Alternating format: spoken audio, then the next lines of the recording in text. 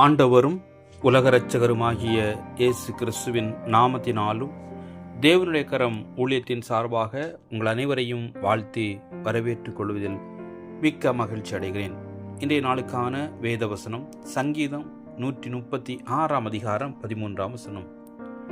சிவந்த சமுத்திரத்தை இரண்டாக பிரித்தவரை துதியுங்கள், அவர் கிருபை என்றும் உள்ளது.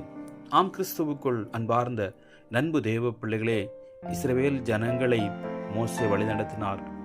கடலை இரண்டாக பிளந்து, சமுத்திரத்தை இரண்டாக பிளந்து இஸ்ரவேல் ஜனங்களை வழிநடத்தின தேவன் உங்களையும் என்னையும் கண்டிப்பாக என்ன பெரிய பிரச்சனை வந்தாலும், என்ன கண்ணீர்கள் துன்பங்கள் வந்தாலும் நம்மை நடத்துகிற தேவன்.